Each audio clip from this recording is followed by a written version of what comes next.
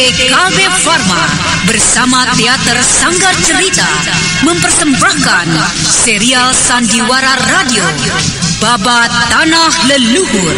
Babat Tanah Leluhur.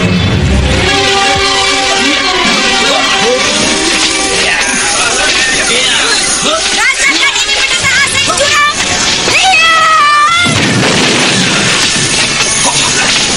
Gawat di Wulan. Tinggalkanlah segera tempat ini, Kakang Saka. Ajak adik Sanjaya pergi jauh. Aku akan menahan mereka. Tidak, Dewi Wulan. Kami berdua datang kemari memang ingin berhadapan dengan mereka. Benar, Pak Wulan. Aku datang ingin meminta kembali istana ini dari tangan Paman Prabu Sora. Sebuah kisah kolosal dari tanah leluhur ratusan tahun yang silam di tanah Pasundan yang diwarnai dengan kekerasan, ambisi, keserakahan, iri dan dengki, serta cita-cita dan cinta anak manusia. Setan, apapun yang terjadi hari ini, bangkaimu akan kugantung di alun-alun kota raja. Kau harus mampus, anak setan. Belum saatnya tuanku turun tangan menghadapinya.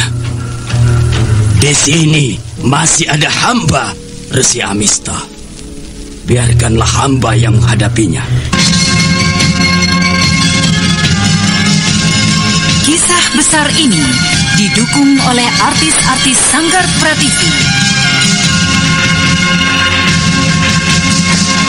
Babat Tanah Leluhur kali ini dalam episode ke-13 dengan judul Fajar Menyingsing di Bumi Mataram. Naskah disusun oleh Tisar Sponsen. Ide cerita Cece Sukian. Teknik dan montase Yadi Enos. Musik oleh Haris Sabar dengan sutradara Thomas Agi.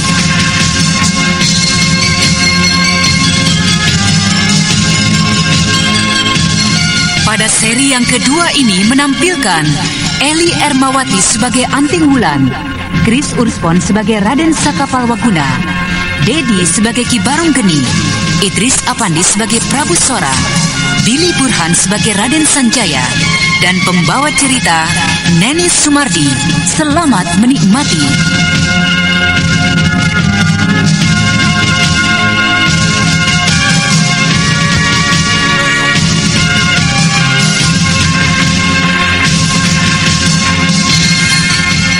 Pada kisah yang lalu diceritakan, Ki Barong Geni yang semakin menjadi penasaran dengan kealotan dari Raden Sakapalwaguna segera menerapkan aji pamungkas dari gelombang hitam. Puluhan prajurit berjatuhan oleh perbawa teriakan dan hawa panas yang seakan-akan menyembur dari neraka.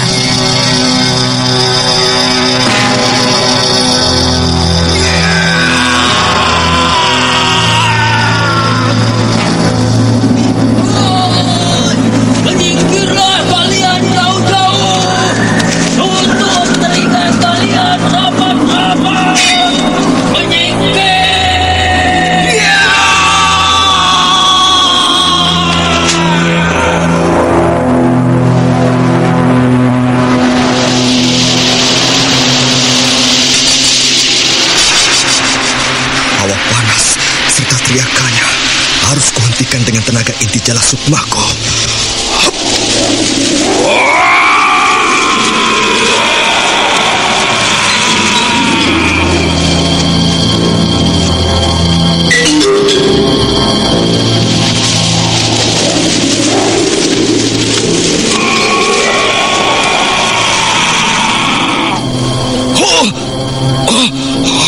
Kekuatan apa ini?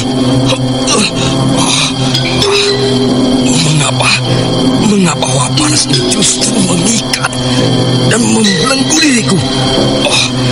Iblis neraka! Apa yang telah terjadi?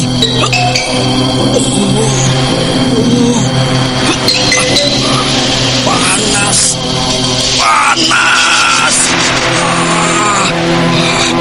Ini bukanlah hawa panas yang ditimbulkan oleh kekuatan aji gelombang hitamku.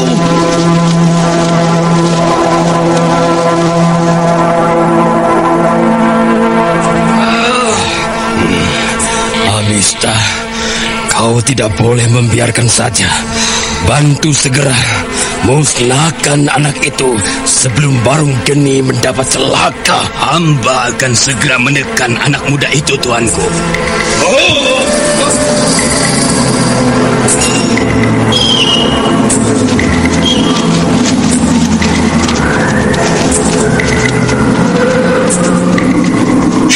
Resi Amista merangkap kedua tangannya di dada. Keningnya nampak berkerut tegang. Mulutnya berkomat-kamit, mengucapkan kalimat-kalimat yang tidak dapat terdengar jelas.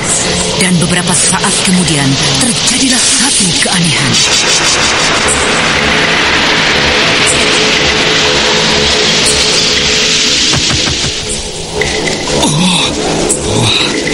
Apa yang terjadi dengan diriku?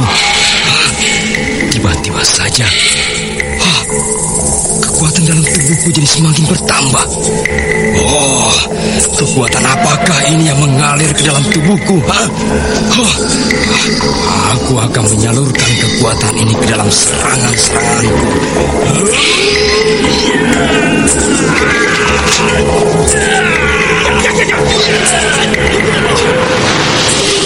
Apa yang telah terjadi? Mengapa tiba-tiba saja serangan-serangan Ki Barung Geni menjadi berlipat ganda? Pastilah ini sebuah kecurangan dari pendeta asing itu. Asap yang mengepul dari kepalanya pertanda ia tengah mengerahkan kekuatan saktinya. Ini tidak boleh kubiarkan.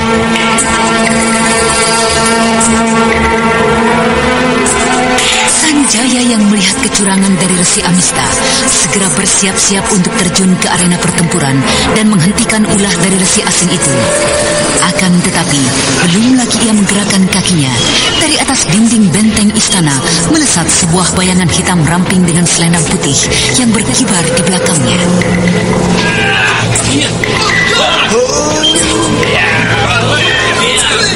Rasakan ini pendeta asing curang!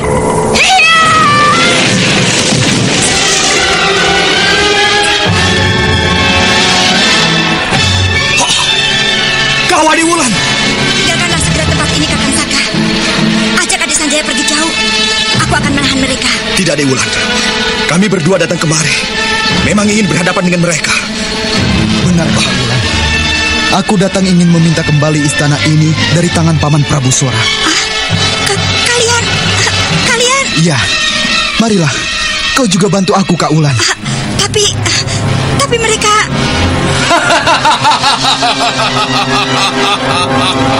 Agaknya kau lebih cerdik dari kedua anak muda itu, Nona Wulan. Tapi sekarang persoalannya sudah berubah. Kalian tidak akan mungkin dapat meninggalkan lagi istana ini. Lihatlah, itu ribuan prajurit telah siap dengan anak panah di tangan mereka.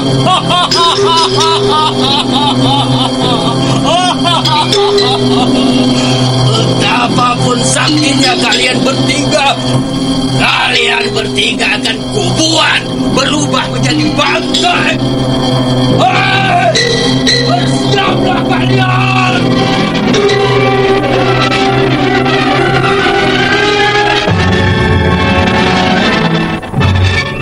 Raden, apa yang akan kita perbuat sekarang? Cukuplah giliranmu, Kakang.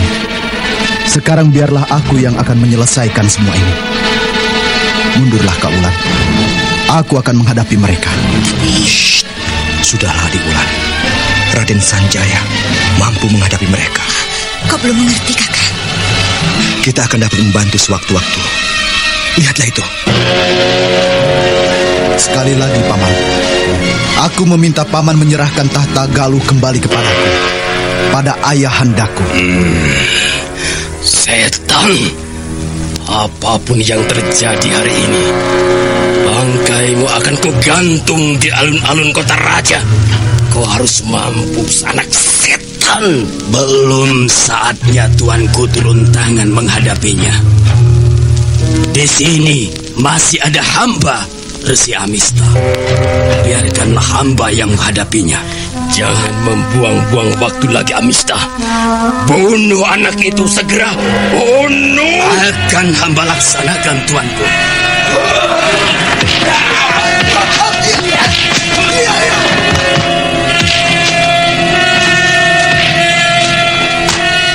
Dengan dada berdebar tegang dan mata tak berkedip, Anting Wulan memperhatikan jalannya pertempuran antara Raden Sanjaya dengan Resi Amista.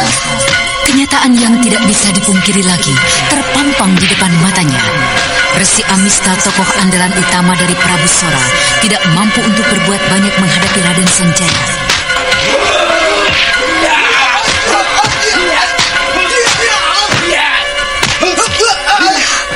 Apa yang telah terjadi, Kakang Saka?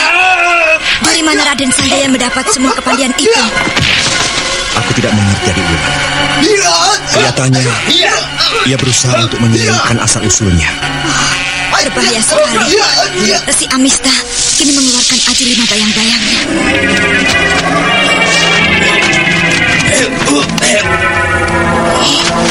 Sekarang kau cobalah aji 5 bayang-bayangku, anak sombong.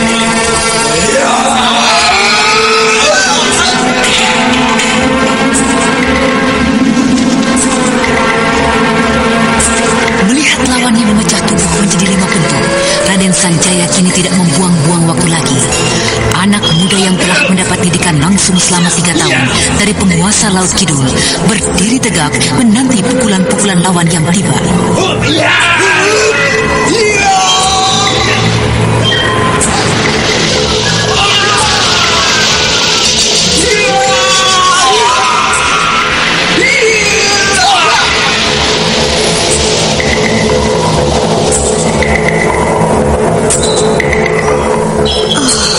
Luar biasa sekali anak itu. Akan tetapi Resi Amista tidak akan dapat dikalahkan dengan cara seperti itu. Kita lihat saja. Kepandaiannya sangatlah tinggi. Ranghyang Prabu Sora yang tidak dapat lagi mengendalikan dirinya segera terjun membantu Resi Amista. Melihat hal tersebut, Anting Wulan yang sejak tadi sudah merasa tangannya gatal segera melesat menyambutnya. Jangan curang, Prabu Sora!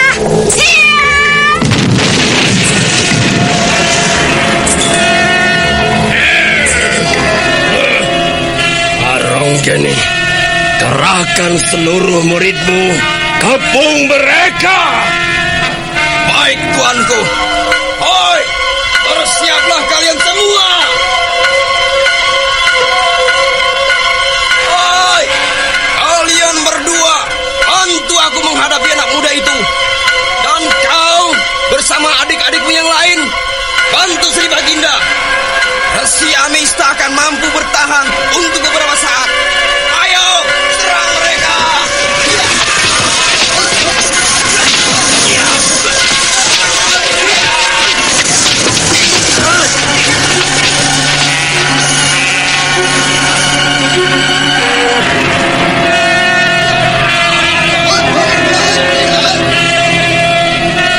Beberapa saat saja halaman istana yang luas mulai terasa sempit.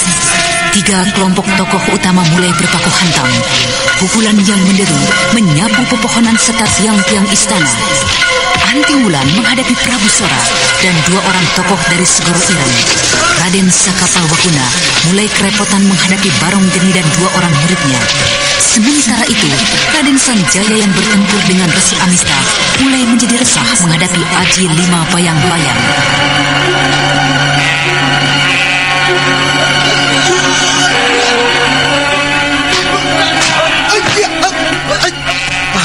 Seakan-akan tidak terjadi sesuatu dengan dirinya. Baiklah, akan kugulung hancur tubuhnya dengan aji Banyu Cakrabuanaku.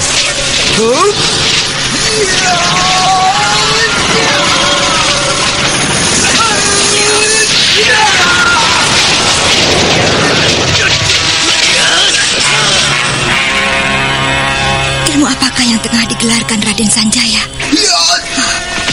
Banyu Cakrabuana. Luar biasa sekali.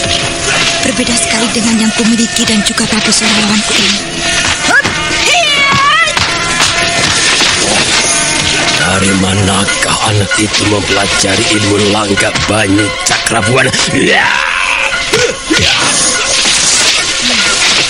Aku harus memberitahukan kunci dan kelemahan dari K5 bayang-bayang itu. Raden, serang kelima bentuk itu sekaligus, Raden. Jangan kau mengurusi orang lain. Ya!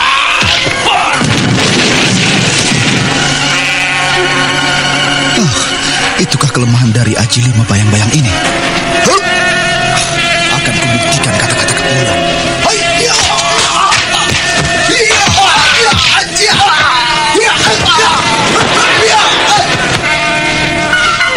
Ayo, bangunlah air si asing. Agaknya itulah kelemahanmu.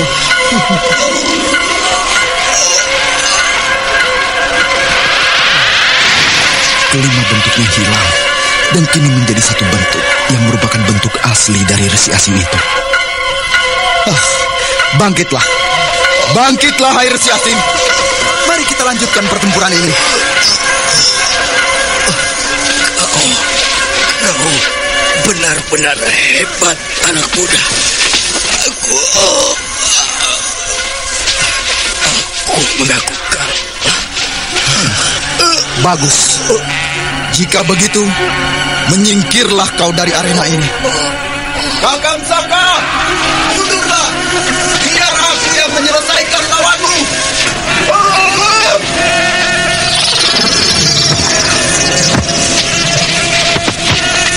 Raden Sakapalwaguna yang melihat Raden Sanjaya telah menerapkan ajinya dan siap menyerang, segera melompat menyingkir.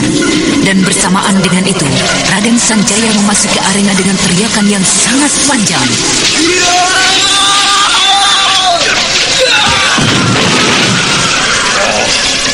Celaka. Resi Amista berhasil dibuat tidak berdaya. Sementara Barong Geni kelihatan tidak bergerak lagi. Sekali keadaanku. Mau lari kemana, Pak Prabu Sora? Hujani anak panah mereka.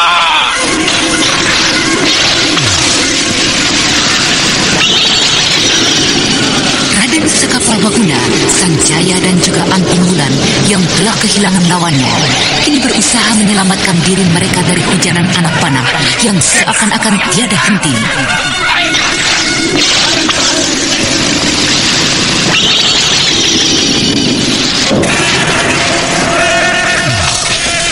Paman Sora memang perlu kuberikan hajaran.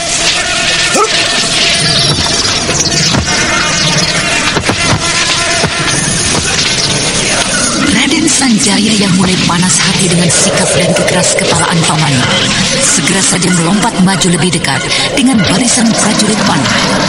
Panah-panah yang mengarah ke tubuhnya terpental balik dan sebagian lainnya patah berserakan. Dan kemudian ia berteriak panjang.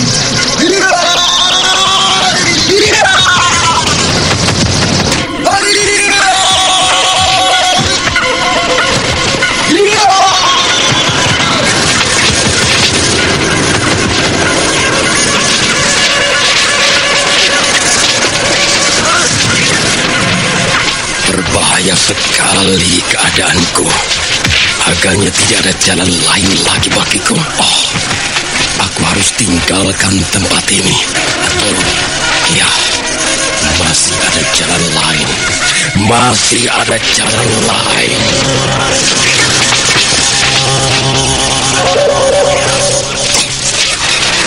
Tidak ada gunanya lagi. Pertempuran ini harus segera dihentikan.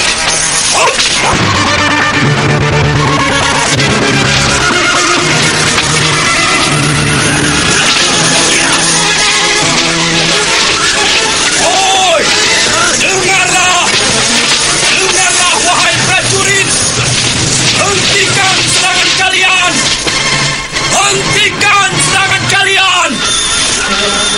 Dengarlah, wahai prajurit! Tahukah kalian siapa laki-laki muda ini?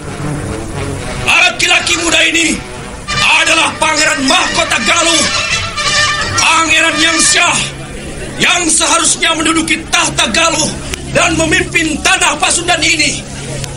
Dialah Pangeran Mahkota Sanjaya.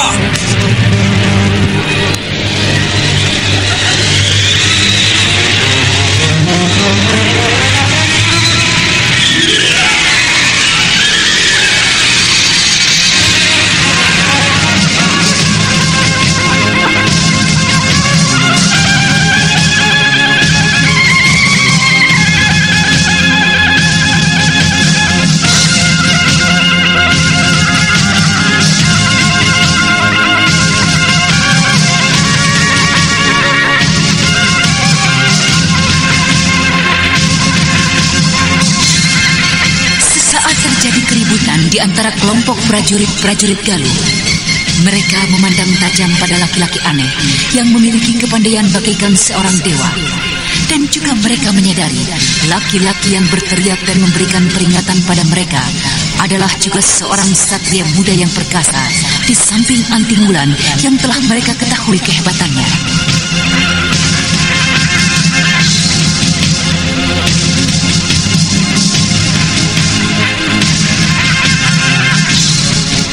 Nah, para pendengar sekalian, apakah yang akan terjadi selanjutnya? Untuk mengetahui jawabannya, ikutilah kisah Babat Tanah Leluhur ini dalam episode ke-13, Fajar Menyingsing di Bumi Mataram, yang dipersembahkan oleh Bombat, Propal, dan Entrostop bersama Teater Sanggar Cerita di radio kesayangan Anda. Sampai jumpa.